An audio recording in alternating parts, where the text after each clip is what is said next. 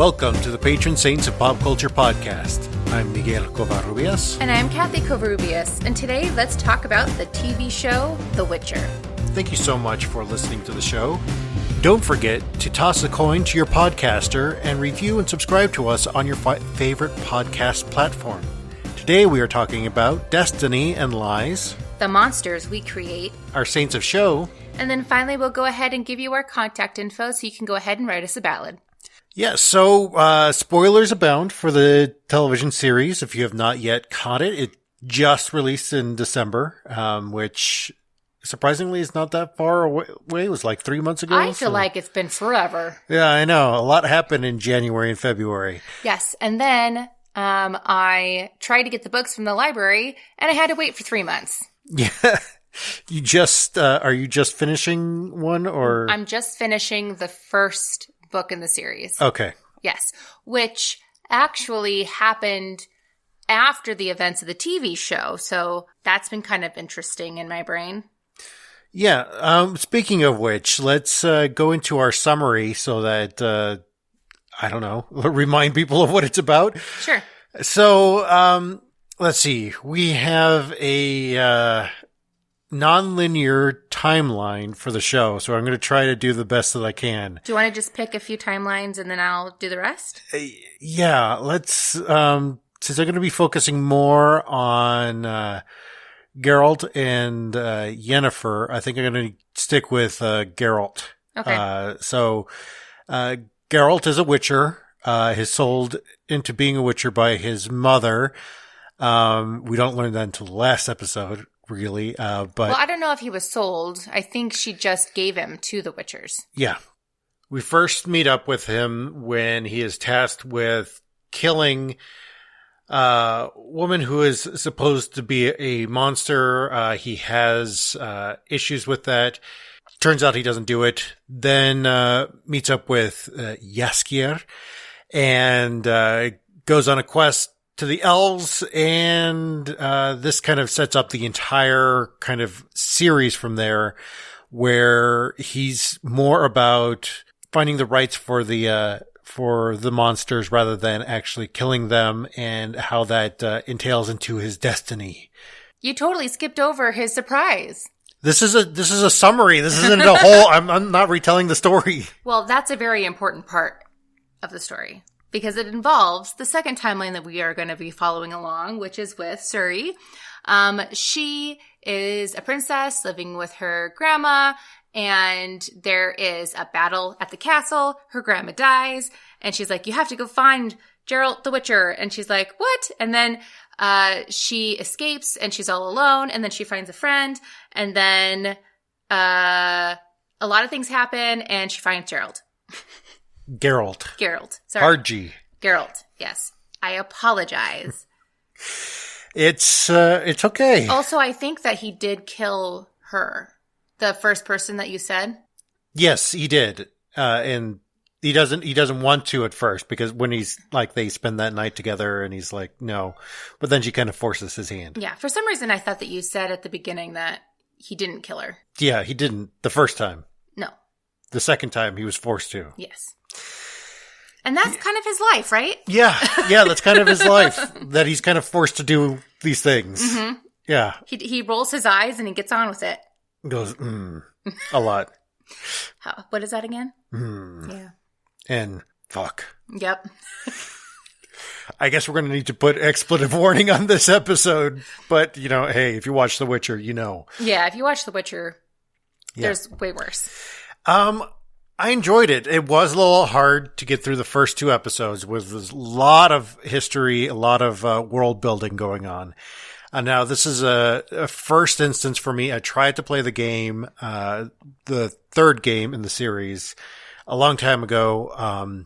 Bought it for like a few bucks when it was on sale, and then I got stuck in this part. I didn't return to it.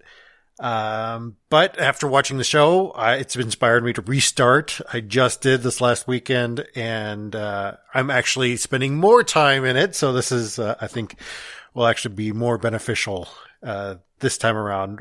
Gameplay experience, I guess, if you can call it gameplay experience. Yeah, well, because you could be like, oh, that's what's his face, and that's so-and-so, and Yeah. Now that I understand the lore a little bit better. Yeah. Yep. And man, is there lore. There's so many books. Like, so many books. And there's prequels and all kinds of stuff. Before I go into... I'm sorry, are you done with your review? Yeah, okay. That's it. Before I go into my review, just to let everybody know, the books are actually written by a Polish author. And so the books that I'm reading are translated into English. And so a lot of the names are like Polish and like Northern European influenced. And so we're going to try our darndest to pronounce them correctly. We're not going to pronounce them correctly, but we're going to try. Yeah, I've just started pronouncing my name correctly for the podcast, so... It's okay. All right. It's going to take me a while. Okay. So obviously I liked it enough to be willing to wait like several months for the books at the library. I'm kind of like kicking myself for not putting them in sooner because it always happens. You know, they make a TV show or a movie and then the books get really popular. And then the library doesn't want to buy more copies because, I mean, funds. And yeah. Yeah. But I do like it. I like this kind of stuff. I like fantasy. I like mysticism and magic. And I like I like fast-paced fantasy. Source and Chaos, I think, is what the names for magic in this series. Source and Chaos. Yeah. Yes. Which, speaking of magic, and this is kind of my theme for the season, is magic, and this is the thing that I've realized with a lot of fantasy work is that with magic, I think the cost of magic is that you give up your free will, that you are given over to destiny, as it were. And this show does a lot to talk about destiny, and I'm not sure if it's a theme that's pulled from the books. Oh, yeah. I mean, Child of Surprise. Yeah. Well, I mean, it's an old folklore, kind of retelling an old folklore in a new way, which I really appreciate. I know that that's what... man, I can't remember his name, and I didn't think that I was going to talk about him in the show, which is why I didn't look it up, is the Percy Jackson and the Lightning Thief author has put out a publication line for people who want to tell their folklore stories in a new way. And this is, they've got a series. I know there's a series for the Mesoamerican gods, the Aztecan gods, which I think would be fantastic if you wrote like a kind of a newer thing, which I'll probably have to do myself, for an adult audience, but it's written for a young adult audience. So I'm like, I don't know if I want to pick them up yet. To be fair, we did just watch a show on Netflix that's really good, that's geared towards young adults, and you liked it. Surprisingly, I think it was not necessarily geared specifically for young adults. I think it was more geared towards adults, but maybe I don't know. The main characters are teenagers. Yeah. And a kid. If that's how you classify young adult fiction. Well, the majority of young adult fiction revolves around young adults. All right, this is rabbit trail. I know we are. We got to move on. So, sorry, if you guys want us to talk about that later, we will. Yes. So, this is, I think, that Geralt's real kind of theme throughout the entire thing is he is being forced into these situations. He is being forced to choose destiny rather than doing what he wants to do, rather than making his own free will choice.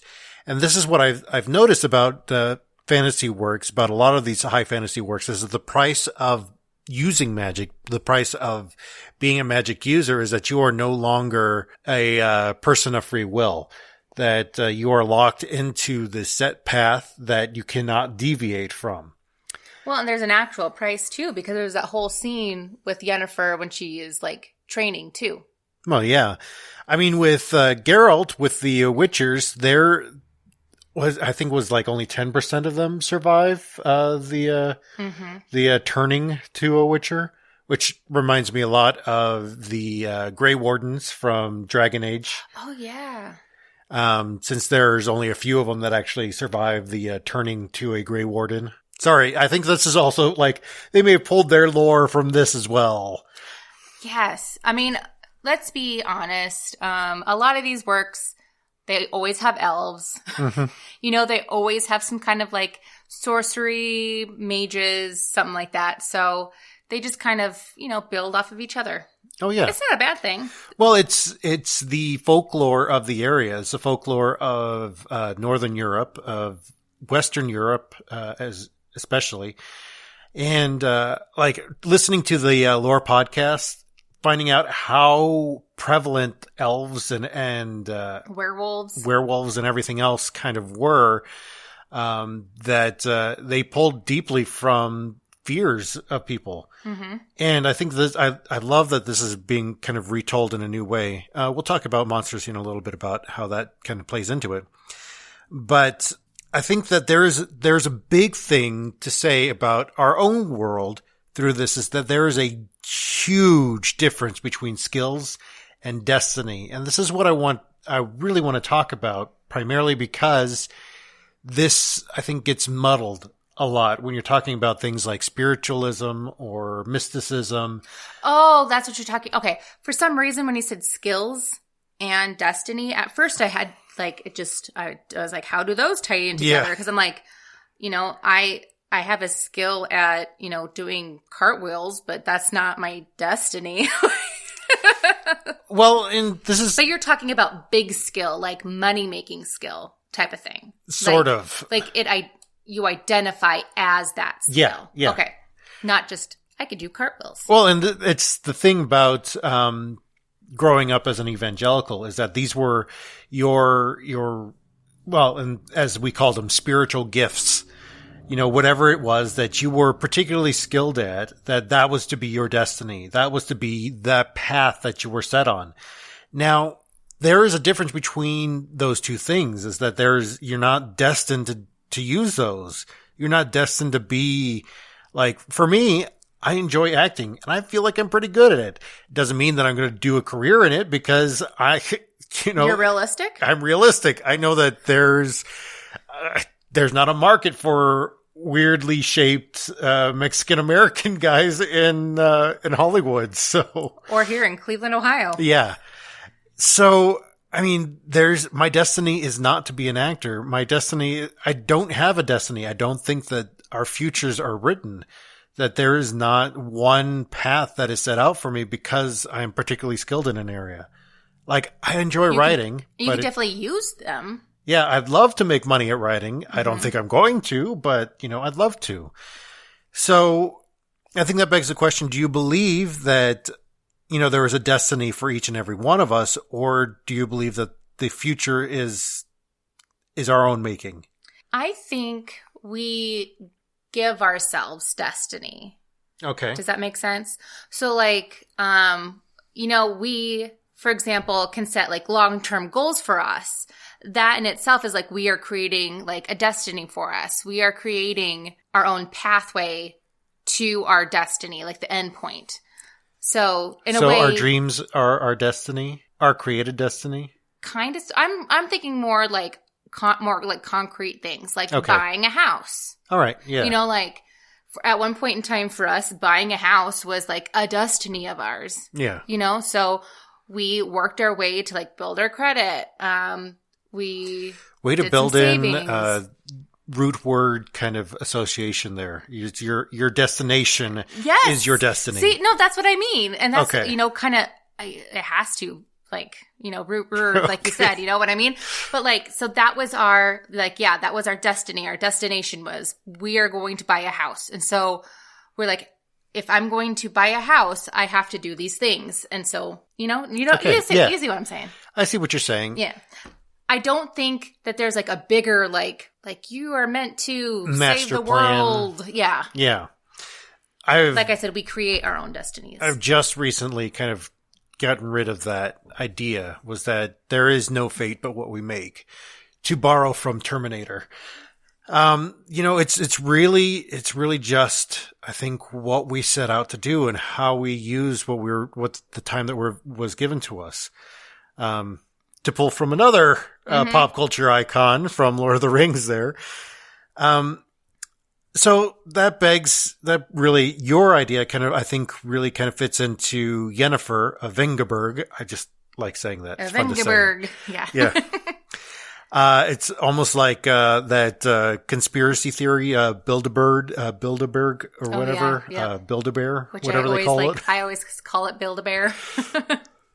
That she kind of sees this as a chance to change, that her moments are not set in stone, that it's more that she has a chance, an opportunity to make something, to do something else.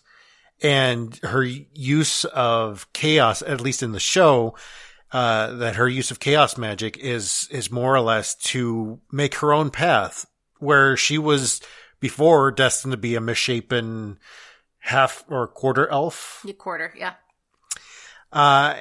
And it was an opportunity for change, that she was the one that was setting out to find the opportunities for her to make up for her mistakes in her past. Like moving on from, okay, she gave up her uterus and her chance to bear children for magic, but instead she's like, I want that back. I don't want kids necessarily. I just want the choice. Mm-hmm. I just want the opportunity to make that choice. And I think that's huge.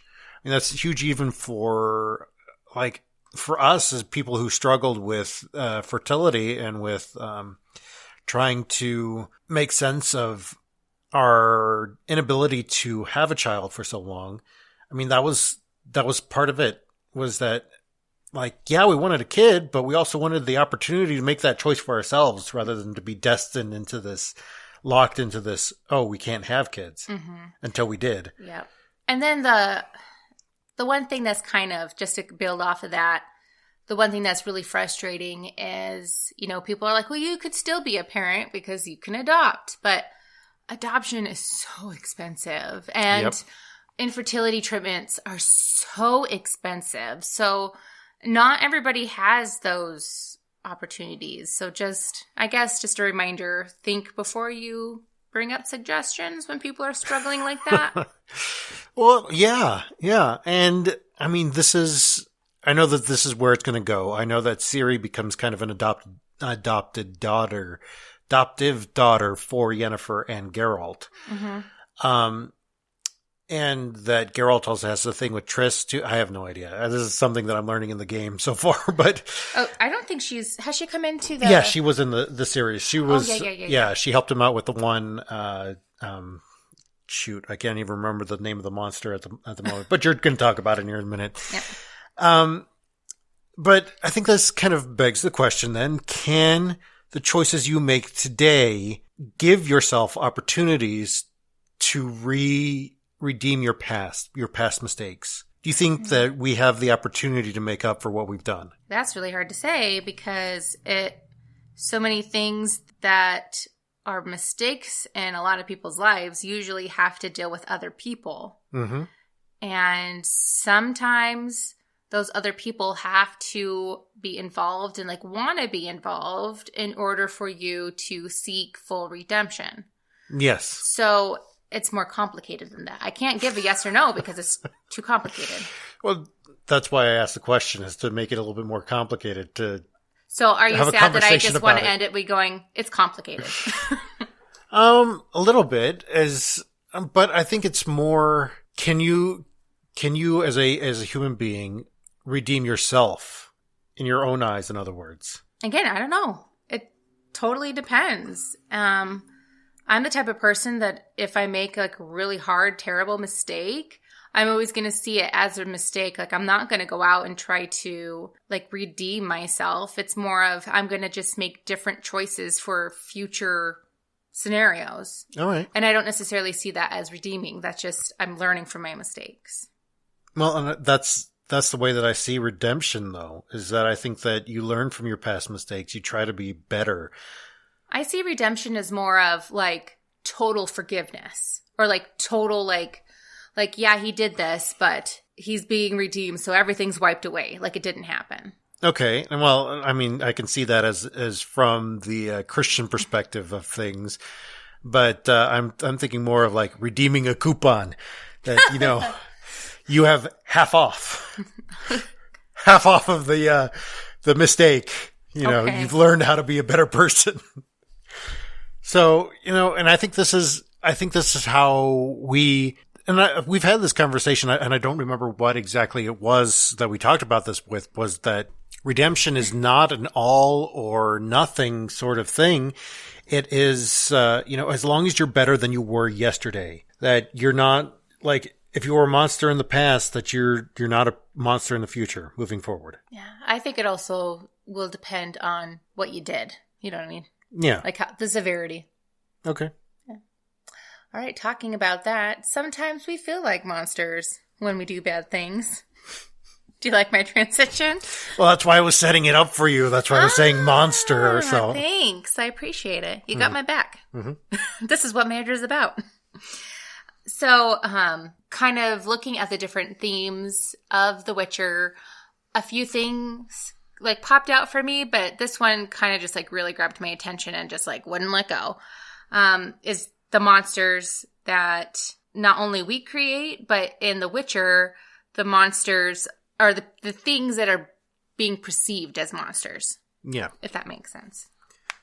So monsters aren't necessarily what they seem to be in The Witcher.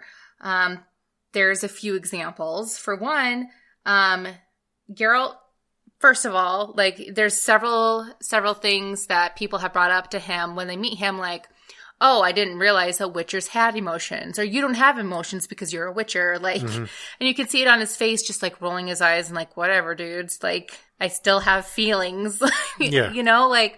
So, and he, there's that bar scene where at the very beginning, and everybody's like, you're not welcome here. Your kind's not welcome here. And he's like, all I do is roam around and like, save people from things that are trying to kill them. But okay, I guess I'll go. They have this like weird, scary idea about him. But I think it's because that, he started out as human, had to go through these rituals. And through that, he got these extra powers. So like he lives longer, he's stronger, he can do a little bit of magic, yada, yada, yada. And I think it just scares people is what it is. Yeah. I don't think that they have anything else in their brain besides the fact that they're slightly scared of him. Well, I think as human beings, we're like things that are different than us scare us. Mm-hmm. That's for sure. That's going to be a little bit later on, so don't talk too much about that. Other things in The Witcher that are not what they seem to be is I think it's called a... Striga? Striga, yeah. So the Striga is the monster that was eating everybody. The one that I was thinking of that I couldn't remember the name of for Triss. Yes. So the Striga was eating everybody. Even, I think it killed another Witcher, right? Yes. So everybody's like, shit, this is real. If it killed a Witcher, it's bad. But then Geralt, being who he is, did a little bit more digging. He doesn't he's one of those types of people. He does a little bit of research first before he just jumps in. Mm-hmm. And after the first encounter, he looks into it and he realizes that it's not what everybody thinks it is, that it's actually a cursed person. Yeah. And it's nothing that she did. Absolutely not. What happened was her mom was murdered and her mom was pregnant with her at the time. And so because of that, she became this monster. And anyway, again, something that's not her fault. It's circumstances that kind of happened upon her. But luckily Geralt figured it out and she's a person now. Then there's, Ciri's father, Dunny, D-U-N-Y. So I think it's Dunny. He also is cursed. He's also another cursed individual. Mm-hmm. And he has like a hedgehog head, I guess, during the day. And then, of course, when the queen finds out that her daughter is like with this guy, she like freaks out. Like she doesn't like want to get to know him. She just automatically assumes this is a monster. Get him out of here. Like, I can't believe this is happening type of thing, without actually understanding what the full situation is. And then too, the dragon. Yeah. Like, we are made to believe that, you know, the dragon is just this big monster, kind of like Game of Thrones, you know, where they are scary and dangerous. I was going to say blow fire, but they don't blow fire.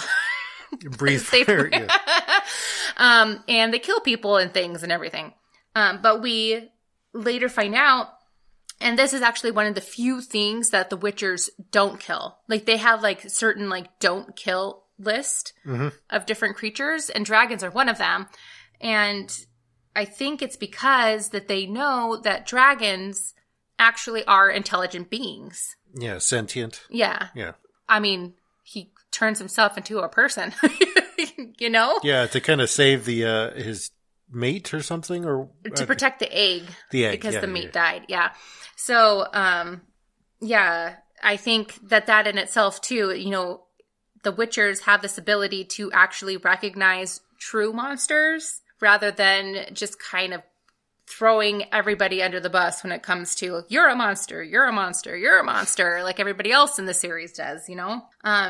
And you can even say that the sorcerers and sorcerers and sorceresses, is that plural? Yeah. Anyway, so they're also kind of seen in this, like, not trustworthy light because they're different than everybody else, like the normal folk. Yep. But the funny thing is, even in The Witcher, the worst monsters are actually, like, among us, waiting among us. They're not, like, out in these bushes. They're actually us, you know? Yeah. We learned that the elves, for example, are slaughtered almost to the point of extinction by humans. Again, they're intelligent beings. They deserve a place and a spot to be here. And I think it's very parallel to how, like, us as people see other races. You know, we see them as other, and thus they must be eliminated. Well, I mean, it also kind of is along the lines of things that humans still believe that, you know, have magical abilities, like rhinoceroses' horns for their aphrodisiacal properties. And then, aphrodisial properties? Well, it's an aphrodisiac. Yeah. Well, yes. And yes, those properties, and albino men and women in Africa, primarily, all over the place for that matter. You like being killed off and being used hunted for down, and their magical properties. Yeah, it's really sad and sickening. And then also too, we come across it just really briefly in The Witcher. I think it's called a hierarcha. We're just going with that. Okay. Because I'm not 100% sure. And looking up names wasn't very helpful online. Or like how to pronounce them. So these are very rare creatures. They primarily keep to themselves. They only come out of hiding when they are desperate. And Geralt even says, like, why did you do that? Like, he was clearly hungry. Like, he was pretty defenseless, and you just killed him. You know, we could have just given him something to eat and let him on his way, but this knight had to be all, I'm a knight and I'm going to protect you, and just kill this thing, even though this thing was helpless and defenseless. And unfortunately, again, that's something that we see human to human all the time. Yeah. It's just heartbreaking. Makes people feel like bigger people by picking on the defenseless. Yeah, exactly. Exactly, Miguel. Man. Well, and that's why I feel that George Carlin did an interview a while ago about Andrew Dice Clay's comedy, was that it's not comedy when you're punching down. That you got to be punching up to be, you know, comedic. Yep. Or at least, like, sideways. Yes. If you know what I mean. So this also kind of parallels our real world, because it's obvious that we make things that we don't understand, things being, you know, objects or like alive people. We turn them into monsters if we don't understand them. Yeah. You know, or they're automatically classified as this other. Well, and I think that, you know, expectations kind of we end up fulfilling expectations that are placed upon us. Mm-hmm. If people expect you to be a monster, chances are you're going to turn into a monster. Mm-hmm. Yeah. Or like the people who are calling you a monster aren't going to realize that they're wrong until they find some parallel between your life and their life. Yeah. Like, for example, there's been a big push to have communities have big gathering points, like big events to invite the whole entire community in, regardless of, your background. And that's in an effort to kind of get to know your neighbors that you wouldn't otherwise get to know. Yeah. Just to kind of make sure that you build some kind of human connection with them. You might not necessarily, even be from the same country, but maybe you guys are both really into soccer, just something like that. So small can build a really strong bond between two people. I mean, at sports, you wouldn't bond with me, but hey, there's somebody out there for you. But that's just an example. Yeah. Mm-hmm. And then also, too, what I think about is the separation of families down at the border. Like, we are even treating these children as other, as lesser than, that they don't deserve something as simple and helpful as vaccines. Yeah. Well, and then those anti-vaxxers who are even protesting the giving of vaccines to these children, the flu vaccine, like, it's basic medical care. I'm not going to bring up anti-vaxxers anymore because that'll bring us down a rabbit hole that I know that we don't want to go down. But the point is, like, they're children. Yeah. Like, what? They've done nothing wrong. Mm-hmm. Yes, they're in a country that you believe that they shouldn't be in. Mm-hmm. But at least talk to them and learn their story. And then maybe you might be a little bit more sympathetic. Yeah, Just exactly. be freaking sympathetic. Now I'm a little angry. So, some turning points. Let's talk about some questions that I got. All right. So, what is your favorite monster scene in The Witcher? My favorite was probably the hero cut. I think the elf scene, the very first one from, I think it's the second episode with Jaskier and Geralt, where they're saying, yeah, we're kind of monster-like because we're defending ourselves. We're trying to keep people away from us because they hunted us to pretty close to extinction. Mm-hmm. And, that Geralt basically said, yeah, same here. That's true. There's actually, just a kind of tidbit, the Witchers were actually like kind of ambushed at their home palace, or whatever it is. I can't remember the name. But anyway, there was a big battle and a lot of the Witchers died because regular folks got scared and decided that they didn't need them anymore. And so that's one of the reasons why the Witchers are so scarce. Mm-hmm. Yeah, it just makes me angry. So my favorite monster scene, I would say the dragon, because that's pretty cool.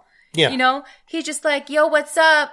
I was the old man the whole time. And they're like, what? We thought you died. And that's pretty cool. And then he has these two badass people next to him who are just like, yeah, we're going to defend him because he's a dragon. Yeah. That was pretty cool. I kind of feel bad for Yennefer because, again, one of her plans didn't work out, but at least the dragon is alive and a dragon. Yeah. Mm-hmm. Yeah, he's pretty cool. So what are some monsters that society has made? And this can be like in the past, right now, whatever.